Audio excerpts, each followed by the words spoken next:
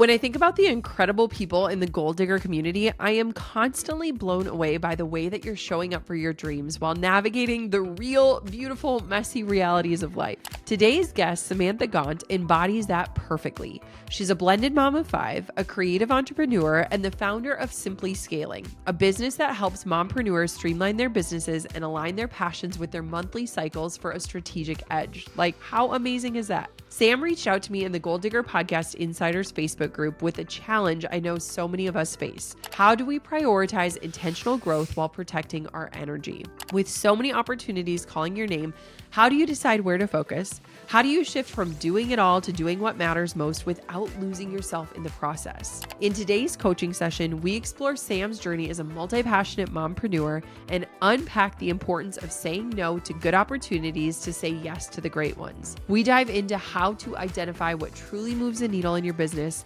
align your work to your personal values, and create boundaries that honor your energy. We also ask some tough questions in terms of success and what it really looks like in this stage and season of life, and talk about some of the harder things women entrepreneurs face, often in isolation. Needless to say, you're going to feel a lot less alone after listening to this one. So whether you're a mompreneur, a multi-passionate creative, or just someone trying to balance ambition with peace, this episode is packed with insights that you can start applying today. Let's dive on in and map out a plan for Sam, and maybe even one for you too. I am so excited to welcome the incredible Sam today to the Goal Digger Podcast. Welcome to the podcast, Sam. Thank you. I'm so excited to be here. Yes. Okay. So we're going to do a coaching episode today, and you've prepared some awesome questions for me. And so before we dive into the coaching portion, just tell us a little bit about who you are, what you do, and where you're at in your business. And then we can dive into the questions you prepared. Sure. So I'm Sam. I am a mom of 5 and a virtual assistant, currently aspiring coach. I have worked with many women entrepreneurs and their businesses and getting the strategies to streamline them and run them efficiently so that they can have more time for themselves and their families. And kind of along the way, I noticed that sometimes me personally and my women clients would hit these walls, right? And so sometimes they would just fall off the face of the earth. They would not respond to my, inquiries and things like that. And then other times they would be to the moon with ideas and creativity, and we're going to go with this. And so I kind of started to collect all of this information through my VA work and realized that a lot of this can be cycle synced, basically. So a lot of this can be just wrapped up into our cycles, our menstrual cycles. So our energy levels just ebb and flow throughout the month. And so I realized that being able to sync our cycles to our business tasks was going to be the game changer. And so I started to do a lot of deep dive research in my own life and planning accordingly. And then I have moved to helping my women business owners to do the same. Oh my gosh. Okay. I love this. We've done a few different episodes about this on the podcast. I think it is such a powerful tool. And I also think it's very empowering as a woman to kind of shift the way that we look at our cycles and just the way that our energy ebbs and flows throughout the month. So I just think what you do is so amazing. And I also think it is very needed. So let's dive on in to some of the questions you have. And as always, I always say this, but as we're going through these responses, I want you to put everything through the Sam lens in terms of what resonates, what feels aligned. I'm going to do my best to give you some great answers, but I also just want to preface this in saying you have to put everything through what makes most sense for you. So hit me with your first question, and then we'll kind of go from there. Yeah, so my first question is, as a multi-passionate entrepreneur myself, I often find myself pulled toward several exciting opportunities at once. And so my question to you is, how do you intentionally decide which pocket of your business or your life to go deep with, especially when they all feel equally important or aligned with your goals? Yes. Okay. So I feel like so many people in my community, we are having zero shortage on ideas, right? Like we are idea generators. We get really excited about new ideas. I'm sure everybody listening has somebody in their life who's like just an idea generator. They're on to the next thing. They're excited about the next thing. You literally can't keep up. And I feel like that is something that is a superpower for a lot of us, but it can also be a huge frustration in figuring out one, how do I prioritize things? But two, how do I follow through? Because a lot of times idea generators are really good at the initial idea, but they struggle with the follow through. Would you put yourself in that camp? Definitely. Okay. I think that's so normal. One of the things that I try to do is when everything feels important or exciting to me, I try to filter my decisions through two main buckets. And the main buckets are impact and alignment. And so I want to figure out first what is going to move the needle the most right now? Like what is actually going to get me a return or give me results? And then two, what feels most aligned with my core values or what I'm saying is most important? And so I feel like impact and alignment are two really great buckets, especially for more intuitive women.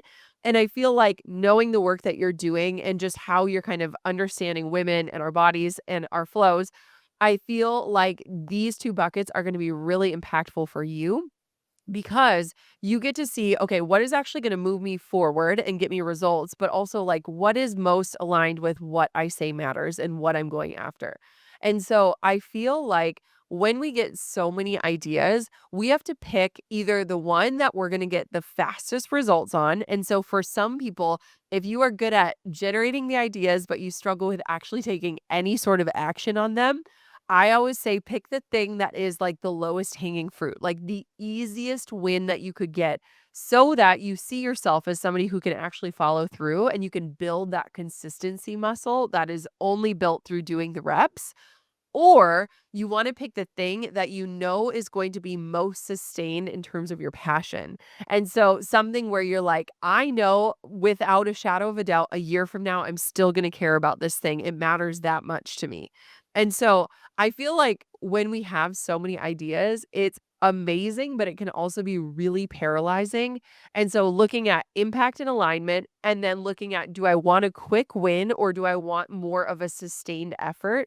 That helps me kind of figure out where to go. But one thing that I've gotten really good at in my business is doing one thing really well and then systemizing and automating and figuring out like how to make this the easiest lift possible before I add on another thing. And knowing what your skill set is and seeing how you are big on systems and streamlining and helping people do that, I feel like you can probably do the same things that you're doing in your clients' lives in your own life and in your own Mhm. business. Does that resonate? Oh, yeah, for sure. It's always easier for someone else than to do it in my own.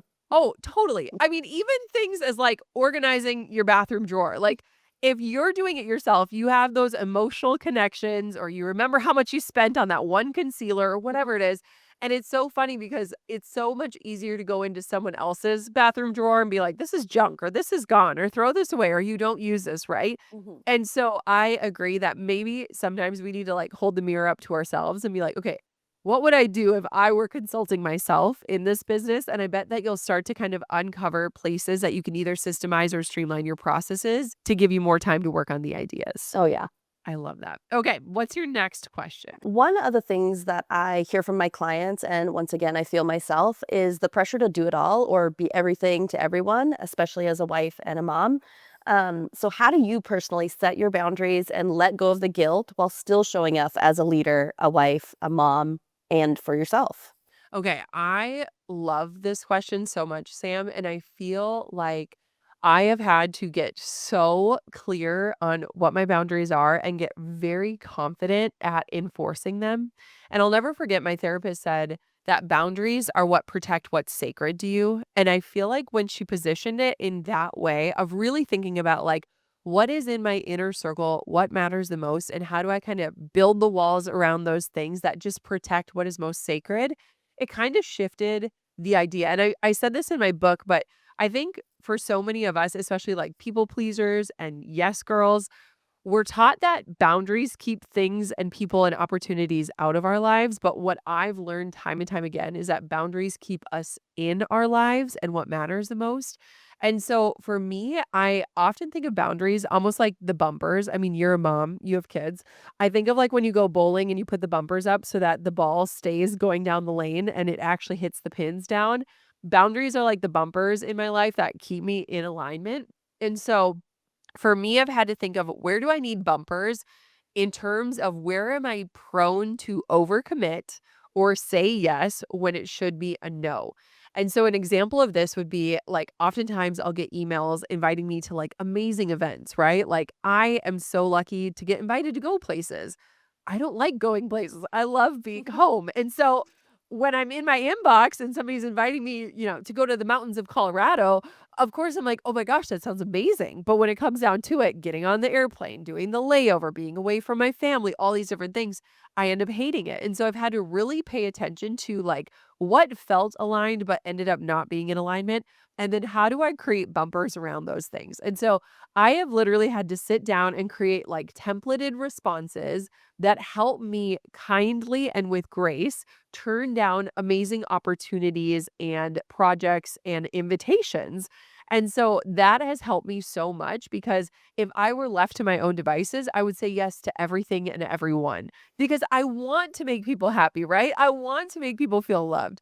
And so learning how to put up the bumpers in my life of where I'm prone to overcommit has been huge. And then second, learning how to communicate it in a way that lets people know this is not a reflection of you, your business, your opportunity, your project, anything like that. This is only a reflection of me and what matters most to me. And so changing the language instead of just saying like, no, I can't come to your party, but like, hey, I told my kids that I'm going to be with them on Saturday. And if I say yes to this, then I'm out of alignment with what I said to my kids.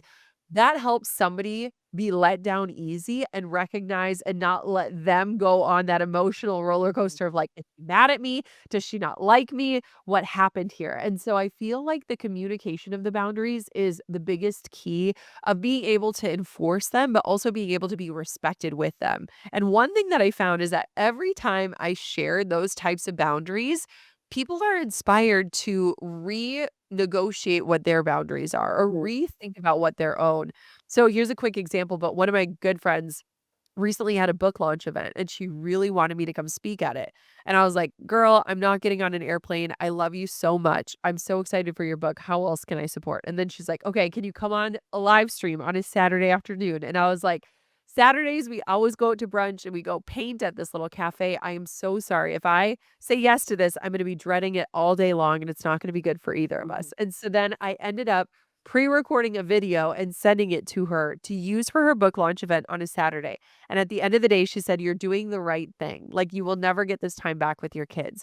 And it was just one of those experiences where it's like, my heart broke of like, I don't want her to think I'm not supporting her. I love her and I'm so excited for her, but this is just out of alignment with what I've committed to.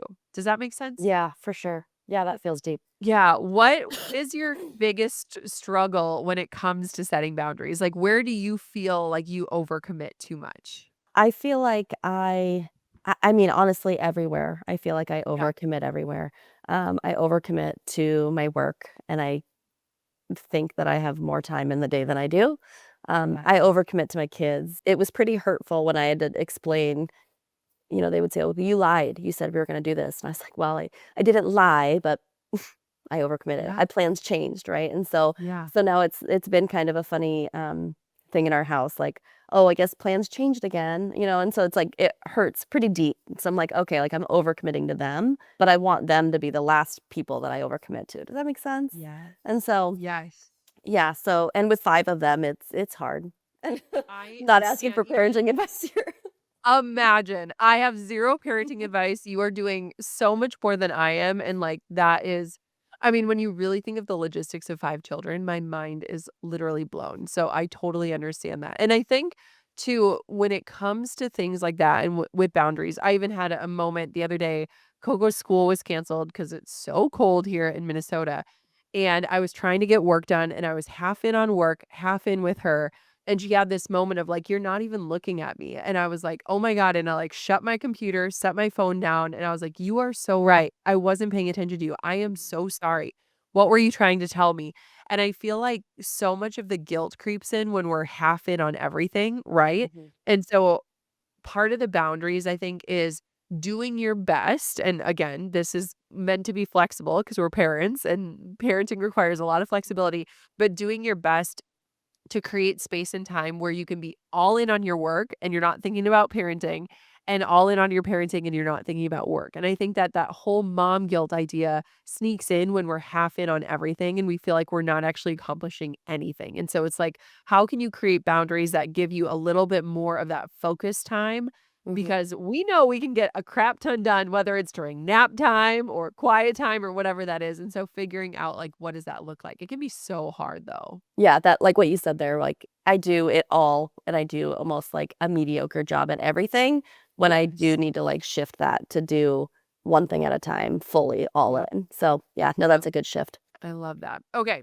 Give me your next question. Okay, so my next question is, so with my cycle syncing, I know that I have something unique to share about cycle syncing for entrepreneurial women and moms, but stepping into the role of thought leader feels intimidating at times, mostly because I am quite an introvert at heart. The other thing is with social media at play, it's such a huge one. And being an introvert, I don't love being on social media.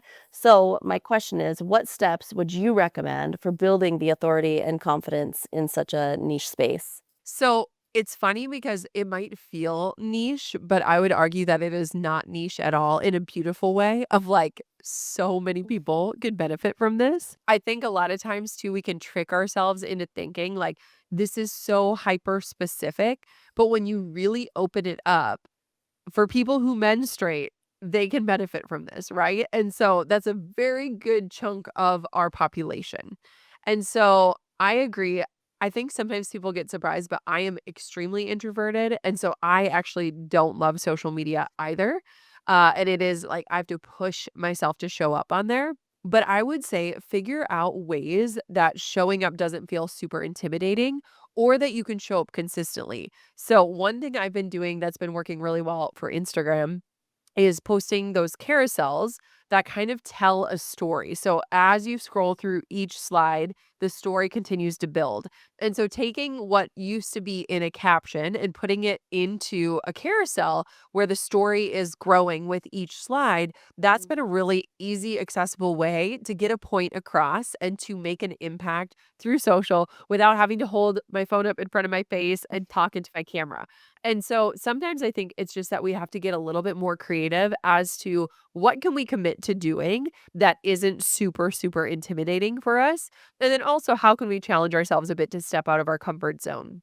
And Mhm. one thing that I think would be really interesting for you is that if you are feeling like an imposter or just kind of struggling with like stepping into that thought leader position, is as you're working with people, collect their stories and ask if you could share their stories and their experiences. Because one thing that I think helps bolster up our confidence is knowing that, hey, this doesn't just work for me, it can also work for other people. And testimonials are basically like having people be walking billboards for us and an excuse for us to talk about our own work without using our own words to describe it. And so I think there are a lot of interesting ways. I think you could do some really interesting things inside of Canva and making graphics that help illustrate, the different areas of our cycle or the different ways you might be feeling. Um, one of my friends who was a past guest on this show, her name is Erin Claire Jones, and she is big on human design. And one thing that she does really well with her social is she'll just call out a certain design type and then she'll give advice on it. And so you could even say, like, you might be in your luteal phase if, and then have a bulleted list so that people could qualify themselves and be like, oh, I understand that a little bit better. And so I think that there are different ways that you can make social media accessible. I think there are different ways that you can make showing up a little bit easier.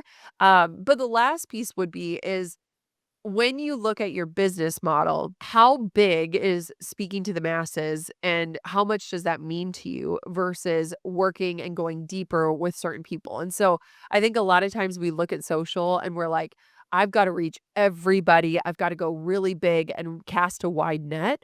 But in reality, a lot of our businesses can run with a certain amount of clients. Like I had a huge realization when I was a wedding photographer of like, I don't need every single engaged couple in the state of Wisconsin to wanna choose me. I literally need 20 people to work with.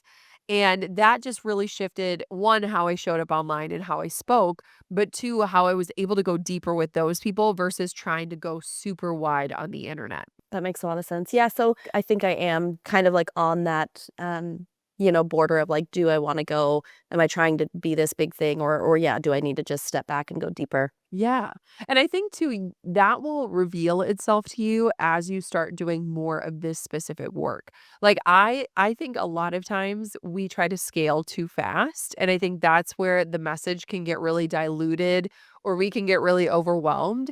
And so it's like if you can start and make an impact and see the changes in 5 clients and get those stories and start talking about it, like that's how the movement really begins.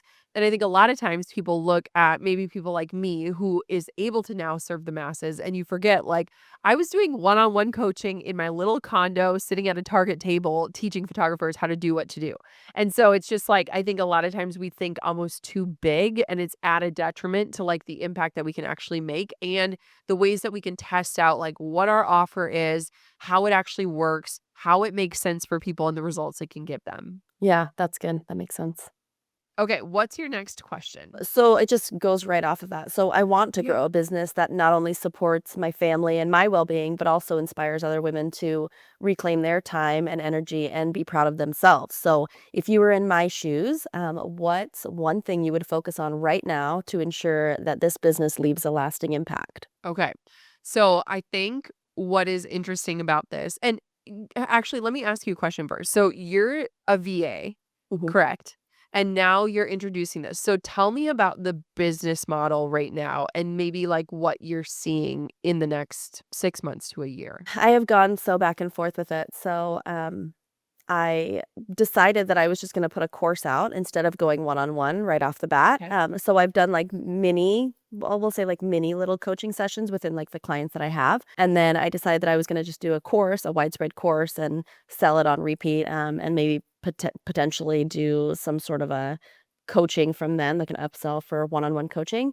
Yep. And so I'm going back and forth whether that's the right way, just like we had talked about. Now I'm like internally thinking about I'm like, well, maybe this isn't the right way. Maybe I should just go deep on one-on-one coaching first and then try to just do like a general masses course. I don't know. Well, I actually think there's benefits to both ways. So I don't think there's a right or a wrong way. And that actually gives me a lot of clarity because I think that when it comes to alignment and some of the things we've talked about in terms of boundaries and feeling spread thin and all those different things, a course can solve a lot of those problems, right? Because you've created that content once, you get to sell that content, and then that content is serving your clientele, which I think is the ultimate alignment with where you're at in your life and like what you actually need from this business. I would say it doesn't have to be an either or. I would argue that it should be like a both and, because I think what will be interesting is that if you go deeper with some of the one-on-one clients or you did like a small group coaching or something like that, it might give you insights to make your course or your marketing even better or more Mm. clear. For me, what was interesting is like before I made my first course, I did one-on-one coaching for about 5 different photographers. And I started noticing trends, right? Like you notice like, oh my gosh, they're asking the same things or they need help understanding this same concept or they want to see these same templates. And it becomes very obvious. And something that is scientific, like cycle syncing, there is, your own take on it, but also there's a lot that's rooted in our experience and science. And so what's amazing about it is that I feel like if you do some of the more hands-on one-on-one, you'll get those transformation stories that are necessary for you to really understand and own the impact that you can make with this work that I think will anchor you deeper to it and give you like that stronger why. Mhm. But I also think it is highly in alignment that you've created a course that you can maybe go more volume with that and have not as heavy of a lift, especially at this stage of life. So I don't think, again, it's an either or. I think it's a both and. But when you're really thinking about, like, okay, what is one thing to focus on right now? I would say get really clear as to like which route you want to go or what your bandwidth is if you do go deeper with those one on one clients or if you promote the course and kind of figure out like what is this going to look like as this year unfolds. And I always like I used to be the biggest hater on annual planning. Like I used to plan month by month because I couldn't even commit to quarter by quarter because I was just my ADHD brain and all the ideas and things was like, what if something more exciting comes up? What if something is great? And one thing that I've realized, especially as a mom, is that like having more structure and more plans in my business gives me more time, freedom, and creativity in motherhood, which is the priority right now. Mhm. I actually was researching when I was looking at your questions, but the American Psychological Association reports that individuals with strong boundaries experience 50% less burnout and higher life satisfaction. And seeing kind of how your questions were really rooted in boundaries and alignment and, priorities, I think that having some sort of clear plan is going to help you stay in alignment, follow through on those things, and then also be able to like check yourself if you feel like you're going too hard or too deep into something. So what I would challenge you to do is after this call, really sit down and you can just do a very loose map of what you want the rest of this year to look like.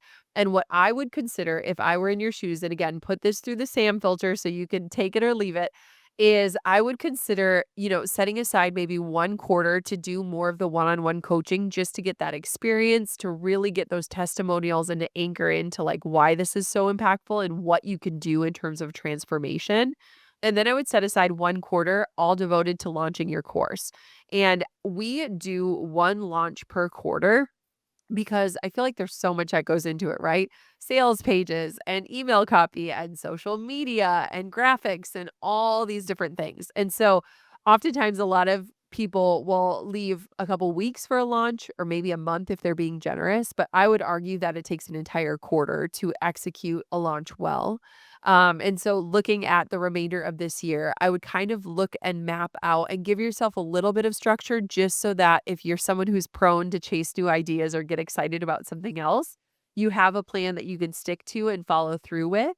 And one thing that I do, and I told my team this at the beginning of the year, is I was like, I know that I'm prone to get excited or want to throw things in last minute. And I want you to challenge me if I do that. Like, really say, are you sure that that's what you really want? Because here's what you said you wanted at the beginning of this year. And so I gave them full reign to challenge me if I ever get like super excited or try to throw something in or add chaos to our really well executed plan. And so you need to do that for Yeah. yourself of like, am I sure that this matters? Am I sure that this is worth pursuing? Or am I just trying to distract myself or add unnecessary chaos, which entrepreneurs are amazing at. So, how does that sound to you? Yeah, no, that's I hits the nail right on the head for sure. Yeah. Why do we do that? I mean, I it's know. interesting. I feel like I've been studying that lately of like, why do we like to like light a match and watch it burn? Like, it is just fascinating to me because even the people with like the best boundaries who like love letting things be easy can tend to overcomplicate things. So I think it's just the way we're wired, but also it can be a huge detriment to us Oh, and yeah. it can create that stress and tension that a lot of us feel that often leads to burnout. Yeah, for sure. Amazing. Okay, I think we have one more question, right? Yeah. So this one is more about you. One thing that I teach my clients is how to sync their business tasks with their monthly cycles to work with their energy and not against it. So, as someone who's intentional about energy management, do you have any rhythms or strategies that help you stay productive while honoring your natural ebbs and flows? Yes. Okay. So I love this question. And this is challenging me to dive deeper into this again because every time I learn about this and the power of it, the more I'm like reminded of like, this should be in our practice. This should be in our business. We should be planning our launches around certain points of our cycle when we're most energized and outgoing. So this is a challenge. And it's so funny that we're having this conversation because I was literally recording a solo show yesterday talking about paying attention to your energy rhythms and not just on a day-to-day basis, which I think we're prone to do in a man's world, but also in terms of our monthly rhythm. So this is very front of mind for me. One thing that's been really interesting, and I was kind of reflecting on it the other day, is when Coco started school, she was doing half days. So it was from 8 to noon. And so I would just naturally stack my work from 8 to noon so that when she got home from school, I was available to her. Now she's in full day kindergarten, but I have kind of maintained that as like that is my most energized window. And so what's interesting is that I will not do podcasts, I will not take calls after that like 1 o'clock hour each day. I just naturally find like that is when I need to decompress or I'm better at doing like copy or review work or emails or that kind of stuff. And so I've really kind of stacked my days in terms of that morning window. And I also have really tried to cater to my energy in the morning. So even this morning, I wasn't feeling great. I was like, I'm still going to drink my protein shake. Like I need to get protein in. And so just paying attention to like, how do I support my body to have the right energy in the morning, especially when I need to be more outgoing. And I think for people like us that are introverts, you really have to like pump yourself up to show up in this way, right? And so, for me, doing that and then also having like blackout days, which I think would actually be amazing for you as well, is back to the boundary conversation. Last year, I kind of realized like my favorite days of work are days where I have nothing on my calendar. Not meaning that I don't do anything. I actually get the most work done when I don't have calls and I'm not constantly in Slack and different things like that. And so a few things that we've done is like Mondays, I do not take calls. I rarely take calls on Thursdays. Those are my days to like ease into the week and ease out of the week. And so blocking those off to protect those times fiercely. And then time blocking the days where I have calls. So yesterday I had a bunch of calls. They were all back to back to back. It's kind of exhausting, but I would rather have that and then have a totally free day than to constantly be popping in and out. And as somebody with ADHD, like if I have an appointment at 2 p.m., it ruins my entire day. Even if I have nothing for the entire morning. Yes, you too. Like it is like I can't describe. My husband does not understand it. But the other day I had an appointment at 2. It ruined my whole day. All I could think about was this damn meeting. I, like, kept thinking about, like, what am I gonna get done before this meeting? Like, it just derailed me entirely. And so, is this relatable? Because 'Cause I'm like, I don't know if people get it. But so making sure that, like, I set up my calendar in a way where I'm not wasting a day thinking about a 2 o'clock meeting and I'm actually getting things done. And so, for me, it's like stacking the morning and then having free days and then stack days is super helpful for me. And just consistently checking in and reworking. And I think it's interesting because so many entrepreneurs get into this for freedom, right? And flexibility. And yet somehow we add in so much rigidity into our work where it feels like we can't be flexible, but in reality we can. And so constantly checking in and renegotiating, like, okay, what is this stage of life offering that I might need to renegotiate what this looks like in terms of how my work hours are working or what this looks like. So I would just say pay attention to those types of things and then don't be afraid with your clients too to say like, "Hey, Mondays I'm going to be doing this sort of work for you, but I'm not going to be available because I want to do deep work." And I think people respect that because they're like, "Ooh, deep work. Like that's good stuff." But we don't realize how distracted we get with things like texts and Slacks and emails and things coming in that we don't actually get to the deep work. Are That's you a 2 p.m. appointment hater too? definitely. My husband doesn't get it either, and I'm like, "Well," he's like, "What did you do today?" And I'm like, I waited around to go to this appointment basically because Yeah, there wasn't enough time to, like, start something."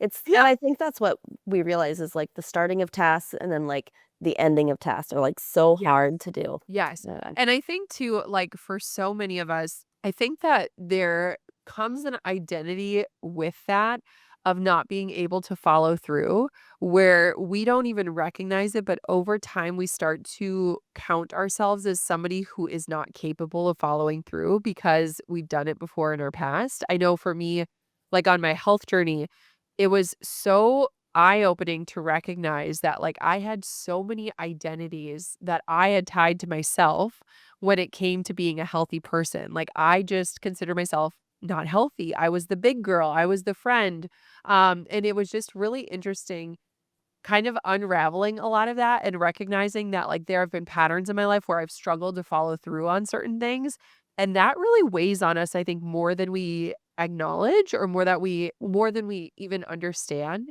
And so for people like you and I who have all these ideas, who get excited about things, I think picking things that we are actually able to follow through on, even if the idea changes or we're not as excited for, there's something really powerful in seeing something to completion and becoming a person who completes something that carries us through for the next idea and the one after that. Does that resonate at all? Yeah, that feels good.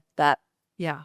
Yeah, picking the things that you know that you'll be able to follow through, at least at the beginning, right? Yeah, so that Yes. you are a Yes. person who does things from beginning to end. Yeah. Yes, and it's like those little things, and I think too, it's like we get so excited about the really, really big ideas, like, we want our work to change the world and change people's lives from day one, and I think it absolutely can, But oftentimes it's getting started with like the stupid, simple things that kind of feel frivolous and silly to us. Mm. But again, we get that momentum from doing the reps. And when we see ourselves doing the reps and we see ourselves be people who follow through, that confidence carries us forward and makes us more consistent. And I think that is such an underrated thing about entrepreneurship. It's like doing the reps. Like, are you doing it every single day? Are you getting the things done that you say you're going to get done?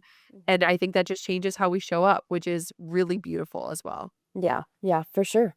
Amazing. Any final questions that have popped up through our conversation? Yeah, I guess the only other thing, and I don't even know how to pose this as a question. So Yeah. just as as we were talking and you were saying, like your time with Coco and like when she said that you weren't paying attention to her or whatever, like, and Yes. you were like, oh yeah, you're right. I'm going to close this. And this is what my priority was right now. Like so my kids range from 4 to 14. And so as much as I would love them to be a priority right now, I am trying to build my business in the same time. And so Yep. part of me has wondered if I'm supposed to just be pushing off my business for a bit, right, and still living, because by the time my business is big enough to be kind of running in the background, my babies Yeah. are going to be grown. And so I think that's a big part of why I have a hard time, like, with stretching myself so thin everywhere. I mean, I did a podcast episode years ago of like, should I shut it down or should I scale it? Of like, I think so many of us are battling that of like, what does this look like?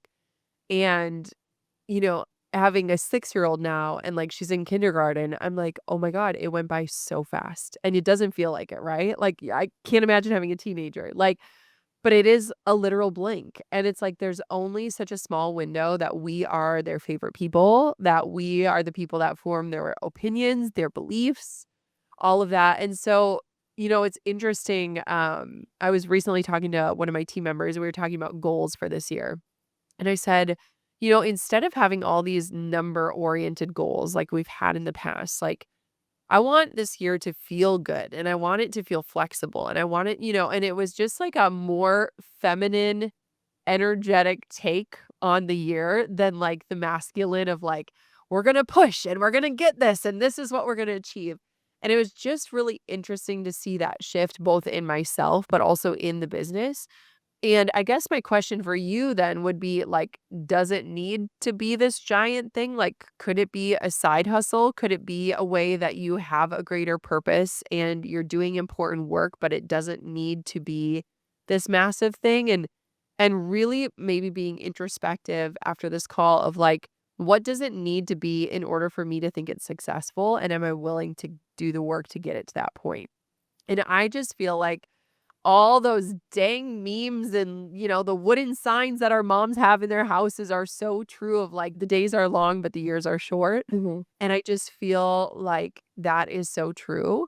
And so it's something I grapple with all the time as well. And I think so many moms can resonate. And maybe that's a part of your message and your mission is like, why is this work important, especially if you're already stretched thin and you're trying to juggle things because you want to serve moms, right? Hmm. So you're in it and you get it and they also get it. And so I would just really ask yourself, what does it need to be in order for it to be successful for you? And really kind of look at that. And I think too, it's like we often just see success in such a masculine way of those big numbers or those big launches or the number of clients. But I feel like if we bring more of the feminine energy, the ease and the flow in, your business could be incredibly successful if it allows you an outlet and an income that doesn't have to be massive, right? And Hmm. so figuring out like what is in alignment with that version of success for you right now.